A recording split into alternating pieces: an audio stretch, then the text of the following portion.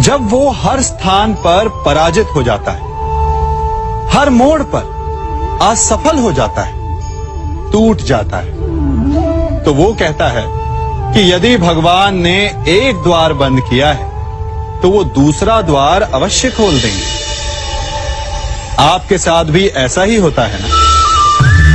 तो बताइए, यदि ये सत्य है तो ऐसा क्यों होता है कि कई लोग असफल होते हैं?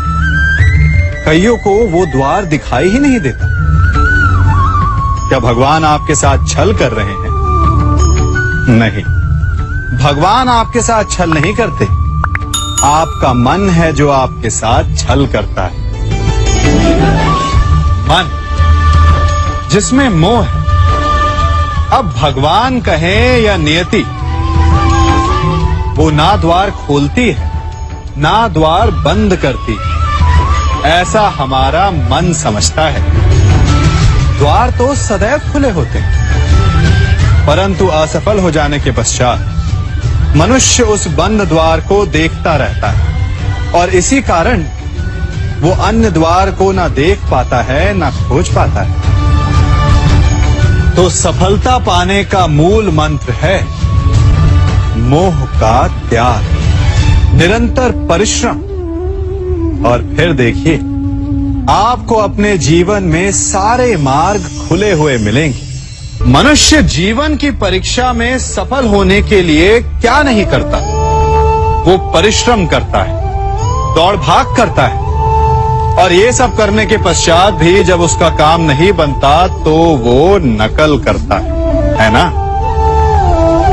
तनिक लौटिए अपने बचपन में, स्मरण कीजिए अपने बचपन की स्मृतियों का। क्या स्मरण हुआ? विद्यालय में जब आप परीक्षा देने जाते थे तो क्या होता था? आप ना सहे, परंतु कोई ना कोई सफलता पाने के लिए नकल करता ही था और उत्तीर्ण भी हो जाता था, है ना? परंतु जीवन की परीक्षा ऐसी नहीं होती। नकल करने वाला सफल नहीं होता। कारण विद्यालय में सबके प्रश्न पत्र एक होते थे, परंतु जीवन के प्रश्न पत्र और उनकी कठिनाई सबके लिए भिन्न होती है। तो निश्चित रूप से उनके उत्तर भी भिन्न होंगे ना। इसलिए यदि आपको जीवन में सफलता पानी है तो नकल ना कीजिए। स्वयं के प्रश्नों का उत्तर स्वयं ढूंढिए और सफलता आपकी ही होगी। मनुष्य की लालसा बड़ी विचित्र होती है। सफलता पाने के लिए वो अंधी दौड़ में भाग लेता है। जीवन का लक्ष्य पाने के लिए वो जीना छोड़ देता है। स्वयं को और अपने समय को ऐसे व्यय करता है जैसे कि वो अमर है, कभी मरेगा ही नहीं। और जब मृत्यु की घड़ी समीप आती है तब उसे आभास होता है कि वो वास्तव में कभी जिया ही नहीं। रक्त श्वेत बहाकर, अपना स्वास्थ्य बिगाड़कर असीमित धन कमाते हैं और फिर उसी बिगड़े स्वास्थ्य के उपचार के लिए उसी धन को पानी की भांति बहाते हैं और अंत में खाली हाथ रह जाते हैं। है ना विचित्र बात? तो किया क्या जाए? इस समस्या का हल क्या है? इस समस्या का हल है शांति। अपना मन शांत रखिए और अपने जीवन का हर क्षण ऐसे जियो जैसे कि आज आपका अंतिम दिन है। अपने जीवन में इतनी शांति से ज्ञान अर्जित करो जैसे कि आप अमर हैं। मरना तो एक ना एक दिन सभी को है, परंतु इस विधि से आपका जीवन सरल, संपन्न और सफल हो जाएगा। कल मुझे व्यापार में बहुत हानि हुई, कहीं भविष्य में फिर से हानि तो नहीं होगी? मनुष्य भी अपने जीवन में विभिन्न प्रकार के चिंतन करता है। जो बीत गया उसके विषय में रोता है और आने वाले कल अपने भविष्य से भयभीत रहता है। क्या आप भी कहीं इसी प्रकार के चिंतन में डूबे तो नहीं रहते? तनिक सोचिए, जो बीत गया उसे बदला नहीं जा सकता, अर्थात उसके विषय में शोक मनाकर कोई लाभ नहीं। और जो आने वाला भविष्य है, जिसके विषय में कोई नहीं जानता कि कल क्या होने वाला है, उसके विषय में भी चिंता करने से कोई लाभ नहीं। यदि आपको वास्तव में जीवन जीना है तो आज, अभी में जी। यदि आपका आज सवर गया तो आपके अतीत में जो हानि हुई उसकी पूर्ति हो जाएगी और आपका आने वाला भविष्य भी संवर जाएगा। जीवन में कौन सी चोट सबसे घातक और भूखे पेट की पीड़ा, या निर्धनता की मार, या प्रेम में आघात, या शत्रु का प्रहार? नहीं, सबसे अधिक घातक और पीड़ादायी होता है विश्वासघात। और विचित्र बात यह कि जितनी हानि, जितनी पीड़ा, उसको कहीं अधिक हानि। कारण भले एक बार के लिए विश्वासघाती को क्षमा कर भी दिया जाए, दोबारा भूल कर भी उस पर कोई मूर्ख भी विश्वास नहीं करेगा।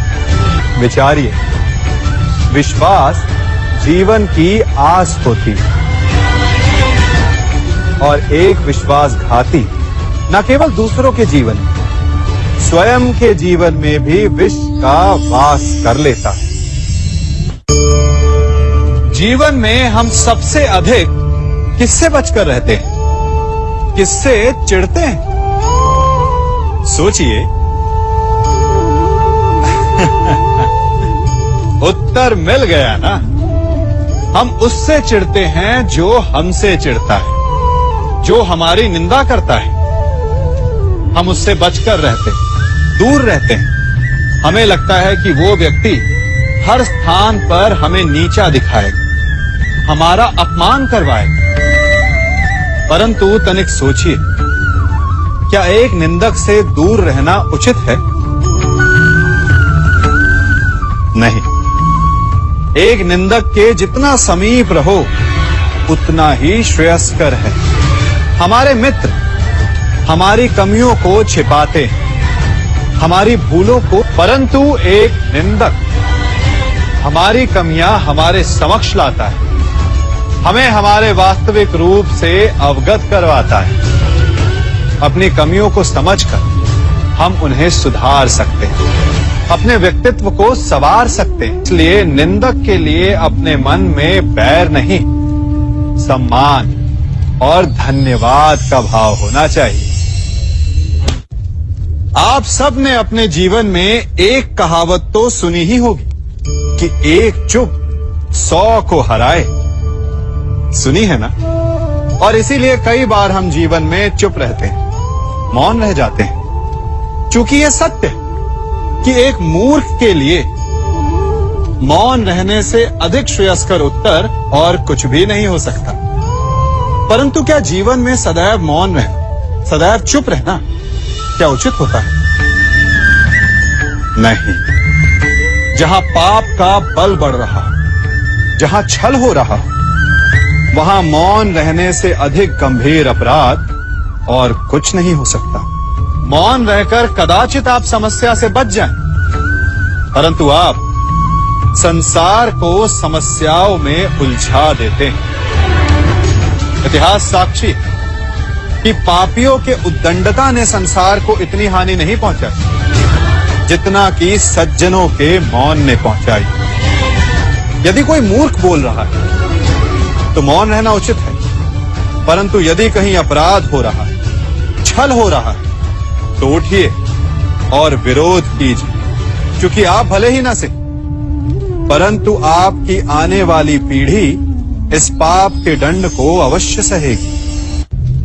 अपने जीवन में आप कितने मित्रों से मिलते होंगे, कितनों को आप स्वयं जानते होंगे, कितनों का आप शुभ चाहते होंगे और कितने आपका शुभ चाहते होंगे।